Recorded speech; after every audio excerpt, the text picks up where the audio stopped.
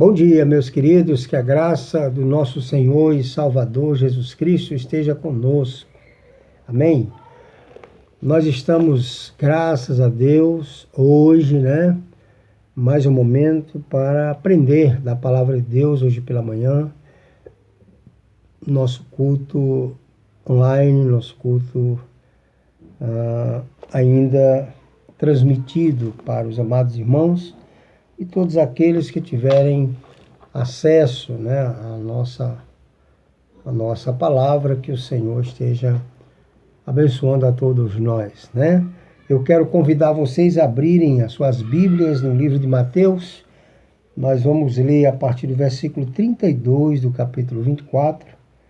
Vamos falar um pouquinho sobre essa exortação de Jesus, esse conselho de Jesus para a vigilância, Por que é tão importante a gente vigiar, É importante orar, é importante ler a Bíblia, é importante buscar a Deus, como é importante também vigiar, Jesus disse: vigiai e orai para não cair em tentação, naquele momento que ele estava para ser levado ali pelos seus algozes, por aqueles que iam tirar a sua vida.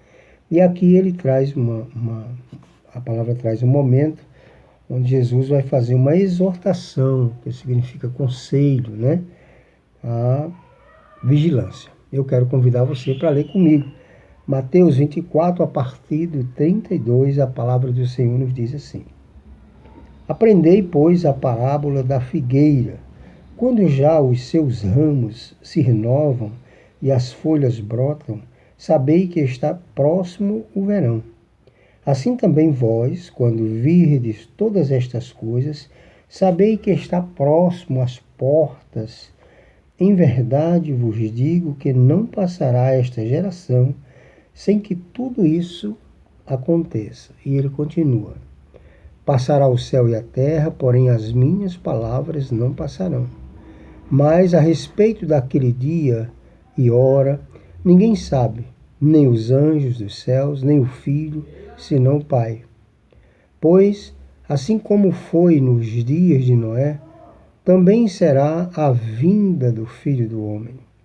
Porquanto, assim como nos dias anteriores ao dilúvio, comiam e bebiam, casavam-se e davam-se em casamento, até o dia em que Noé entrou na arca, e não o perceberam, senão quando veio o dilúvio e os levou a todos. Assim será também a vinda do Filho do Homem. Então 2 estarão no campo, um será tomado e deixará o outro. 2 estarão trabalhando no moinho, uma será tomada e deixada a outra.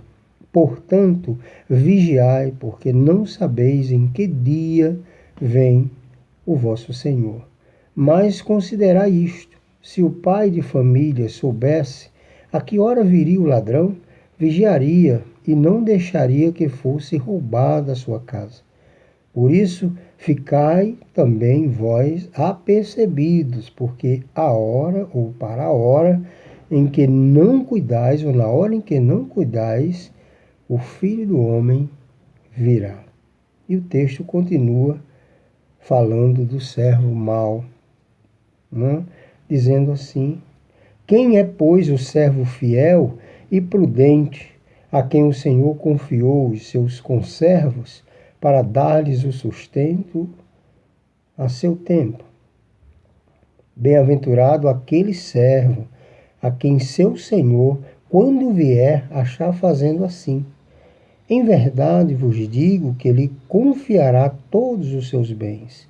Mas se aquele servo, sendo mau, disser consigo mesmo: meu senhor demora-se, e passar a espancar os seus companheiros e a comer e beber com ébrios, virá o Senhor daquele servo em dia em que ele não o espera, e em hora em que não sabe, e castigá-lo-á, lançando-lhe a sorte com os hipócritas.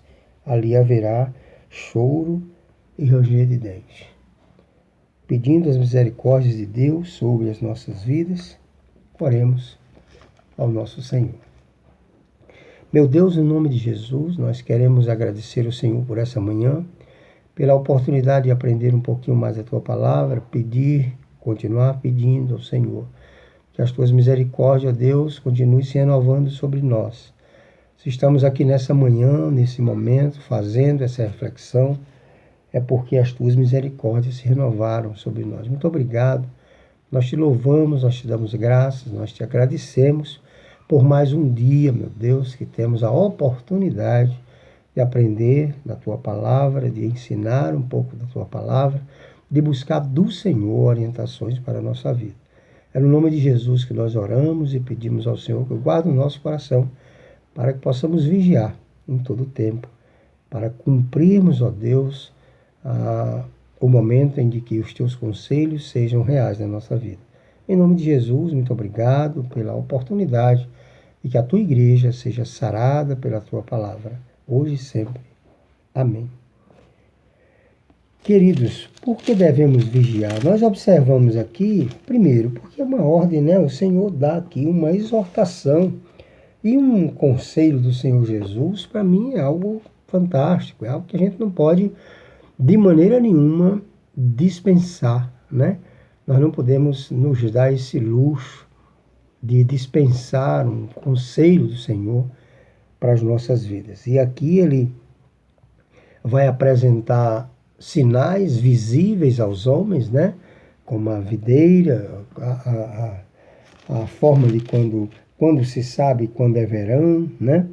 Ele vai falar aqui sobre, trazendo uma ilustração de um servo que vai ser vai gerenciar uma turma e o Senhor irá lhe pedir contas, né? E ele vai falar de dois servos, aquele servo que cuida bem, né, dos seus serviçais, no caso daqueles que lhe foram confiados. O Senhor voltará e feliz é aquele que o Senhor voltar e ele estiver cumprindo conforme o Senhor lhes ordenou, lhes colocou a fazer, né?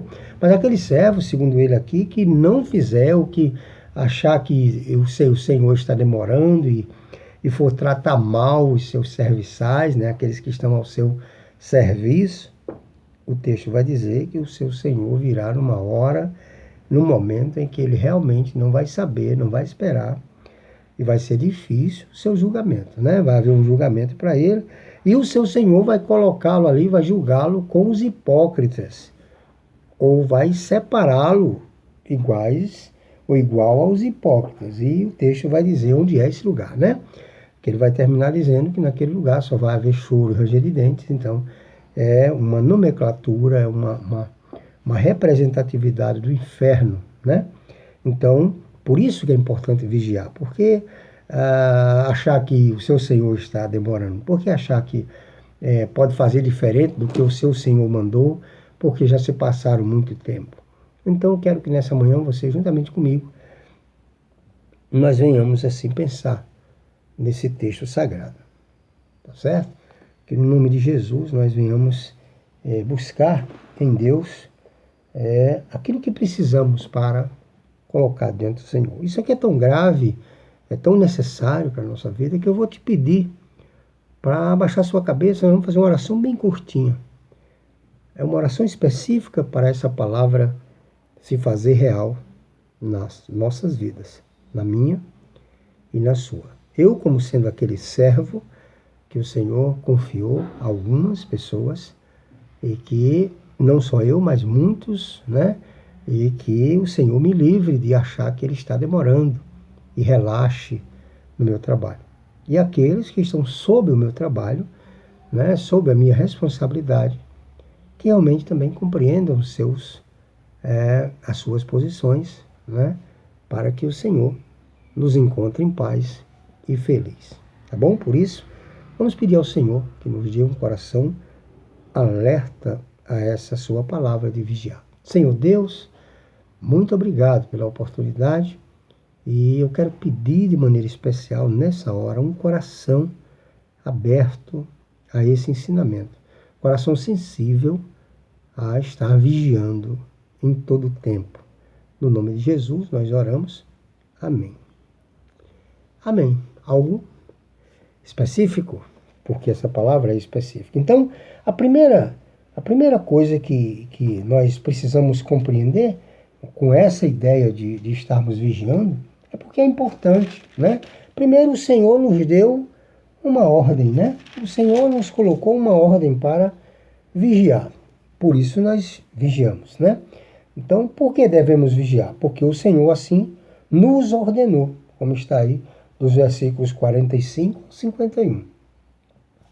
Né? Não é assim que está na palavra de Deus? Ó, do 45 ao 51 é o texto que a gente acabou de ler aí, ó.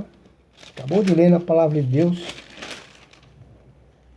a parábola do bom servo e o mau servo, que é aquele que eu acabei de falar. Aquele que relaxou dizendo que seu senhor estava demorando e aquele que ficou em fidelidade, independente do seu senhor estar demorando ou não. Então, a gente tem que vigiar por isso, né? Porque é uma ordem que vem sobre nós. Segunda coisa, por que nós devemos vigiar? Porque a hora da vinda do Senhor é desconhecida, não está aí no versículo 44? Se nós não sabemos a hora que o Senhor vem, então só devemos estar vigiando 24 horas, não é? Só devemos estar vigiando. Ele até coloca ali aquela ilustração ali da arca de Noé, né? Daquele dilúvio. Quando as pessoas mal imaginavam, né? Estavam na total tranquilidade, veio aí o dilúvio e as pegou todas de surpresa, menos Noé e seus filhos, né? Noé estava avisado, não era aquele servo que estava atento, que estava vigiando, por isso o Senhor comunicou-se com ele. Então, se você não sabe a hora, né? Ele até coloca assim, por exemplo, se um dono de casa soubesse a hora que o ladrão viria roubá-lo, você acha que ele, se ele tivesse uma certeza, você acha que haveria ladrão? Imagina, se todo dono de casa soubesse a hora que o ladrão ia chegar. É claro que ele ia se preparar, é claro que, né? Ele ia fazer alguma coisa e o ladrão não ia chegar, porque, né? Mas qual é a maior arma do ladrão? Qual tem sido a maior arma do ladrão? Surpresa, né?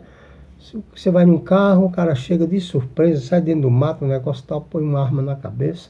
Pronto, a surpresa, elemento de surpresa. Você está dormindo, acorda, né? A galera tem entrado, tem roubado e tal, surpresa, né? Pessoas que têm seus comércios, deixa fechadinho lá, vai para casa de manhã, quando vem para abrir, tá lá arrombado, tudo roubado, surpresa. Então, se o camarada soubesse, como ele diz aí, né? Você não sabe a hora, então por isso você tem que vigiar todo tempo. Você tem que estar atento. Por que as pessoas põem cerca elétrica? Por que criam cães? Por que né, põe alarme? Por que paga seguro? Tantas coisas é justamente vigiando.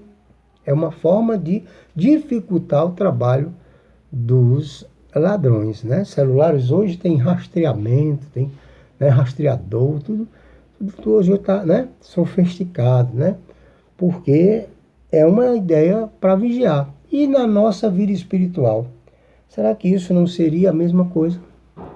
Se a Bíblia diz que com o pecado o homem não entra no céu, você imagina o camarada vivendo de maneira relaxada, fazendo aquilo que Deus não quer que faça, achando que vai viver uma vida de prazer, achando que a vida é dele, pode fazer o que quiser. De repente chega o seu Senhor. E aí? O texto não está bem claro, dizendo que vai haver um juízo.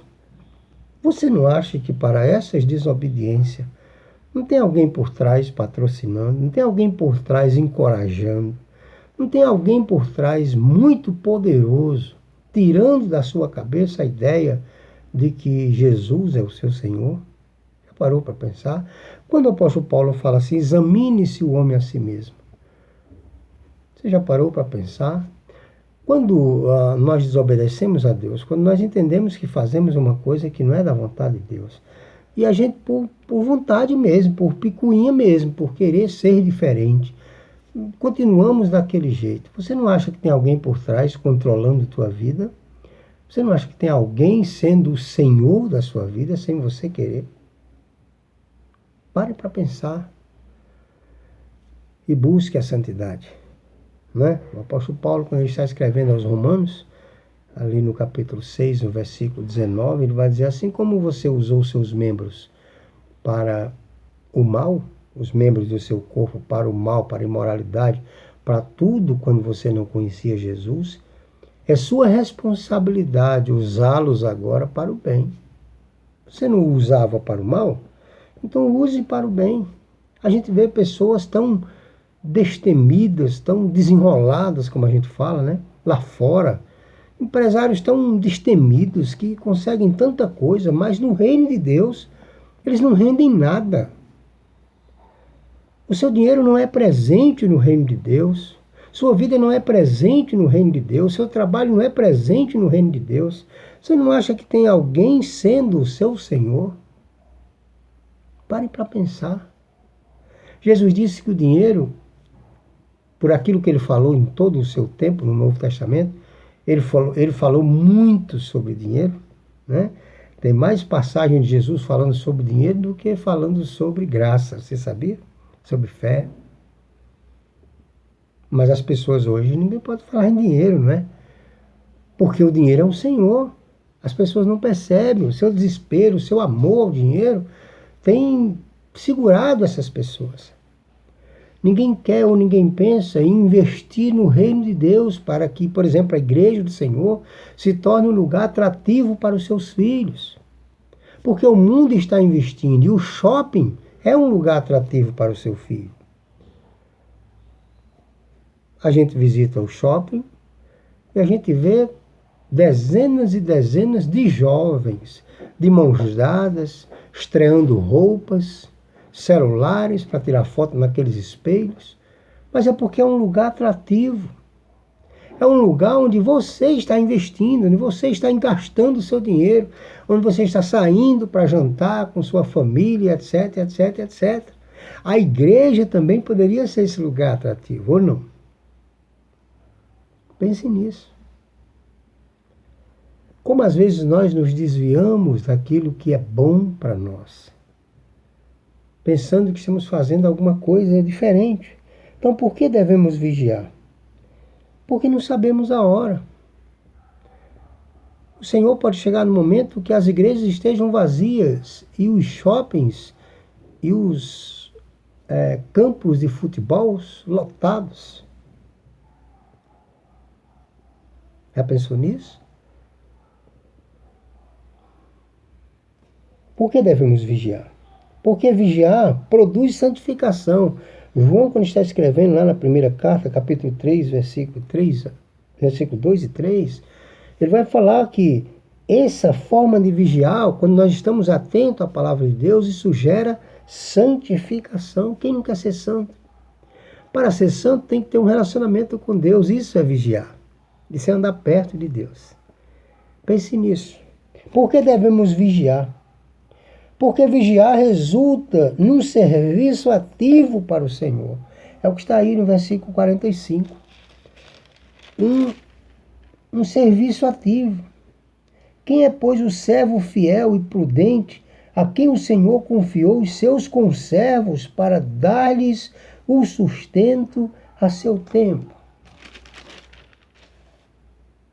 Então Deus, ele dá uma responsabilidade, e essa responsabilidade ela é cobrada a partir da vigilância.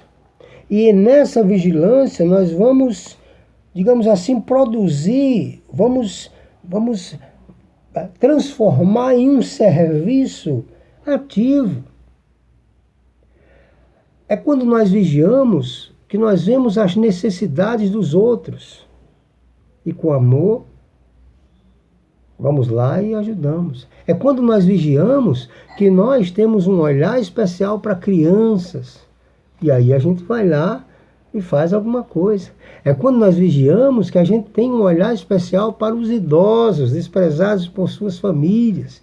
A gente vai lá, faz alguma coisa. É quando a gente vigia que a gente tem um olhar especial para a nossa igreja. A gente quer ela mais bonita, a gente vai lá, participa das campanhas e faz alguma coisa. É por esse vigiar que a gente participa das campanhas de missões. Porque nós entendemos que Deus espalhou missionários por toda a face da terra para que sua palavra fosse pregada. Então, quando nós vigiamos, nenhum desses missionários voltam por falta de salário. Já pensou nisso? O vigiar nos torna ativos na obra do Senhor. O vigiar nos torna participantes da obra do Senhor. O vigiar faz a gente dar a parte que a gente tem. O vigiar faz a gente ser um excelente professor, o vigiar faz a gente ser pastor, o vigiar faz a gente ser zelador, o vigiar faz a gente trabalhar bem no patrimônio. Zelar pela casa do Senhor, isso é vigiar, cada um fazendo sua parte. Por que devemos vigiar? Porque resulta no serviço ativo para o Senhor. Por que devemos vigiar? Porque produz um ganho temporal eterno. O que a gente não sabe, ou que a gente, às vezes, é trabalhado para que a gente esqueça, é que essas coisas, serviço real, atividades, vai ficar por aqui. Não. Isso vai ser contado eternamente. Por isso Jesus contou essa historinha. Qual é o servo que vai ficar com esses conservos e vai tratá-los mal porque imagina que seu senhor está demorando? Então o Senhor, quando voltar, vai prestar conta com esse servo. O que Deus deu para você fazer? Por meio da sua casa, por meio da liderança levantada. Como foi que Deus tratou você? Ou você quer voltar ao passado?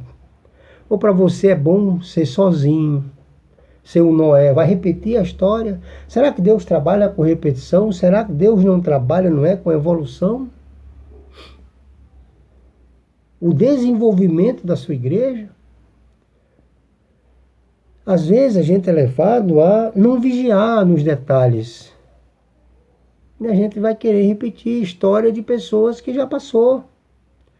Agora, todas as histórias de profetas, de homens e de mulheres de Deus, tem que ser com base no Evangelho de Jesus. Ele tem que levar a honra, ele tem que levar a glória. E para isso ele instituiu a igreja. Pois é. Ele não mandou você ir sozinho. Afinal, a teologia principal da Bíblia não é bom que o homem esteja só. Não é só relacionado ao casamento, não. Deus, quando foi criar o mundo, apesar de ser Deus Todo-Poderoso, ele não estava só. Percebe? Quando ele foi criar o homem, ele disse: façamos o homem à nossa imagem conforme a nossa semelhança. Deus não estava só. Será que ele não podia fazer o homem só? Ele não fez as outras coisas? Mesmo com a presença, sendo a palavra, sendo Jesus. Mas a Bíblia vai dizer com relação a Jesus que nada do que foi feito se fez se Jesus não fosse presente. Ou seja, Jesus era o verbo, era a palavra que Deus emitia dos seus lábios, da sua boca, para que as coisas se gerassem. E o Espírito de Deus pairava sobre a face das águas. Era algo fantástico, era a trindade ali presente para as nossas vidas. Já parou para pensar que agora você pensa que está bem, quer levar as coisas sozinhos? Pense bem, é melhor em conjunto, tá certo? Olha o que a palavra do Senhor nos diz. Por que devemos vigiar? Porque vigiar nos guarda de sermos maus servos. Por que esse servo aí se torna mau a partir desse versículo 48? Porque ele acha que o Senhor está demorando, então ele vai aprontar, maltratar, machucar. Né? Deus está demorando, ele vai começar fazendo outras histórias, inventando outras coisas. Aí vigiar nos livra disso. Vigiar nos faz tomar decisões corretas. Vigiar nos faz esperar em Deus. Vigiar nos faz ser boca do Senhor aqui na terra. Vigiar nos faz ser submisso às autoridades. Vigiar nos faz respeitar e orar pelos nossos líderes, os nossos pastores. É o que a Bíblia diz. Vigiar nos faz fazer diferente do que o mundo está fazendo. Se eu estou copiando o mundo, então alguma coisa está errada. Vigiai e orai, disse Jesus naquele momento ali do Getsêmani, para que não caias em tentação. Pense nisso. Devemos vigiar, porque é uma ordem do Senhor Jesus. Vigiar é importante, tanto quanto orar e ler a Bíblia. Deus abençoe. Bom dia. Que a graça do Senhor seja com todos nós.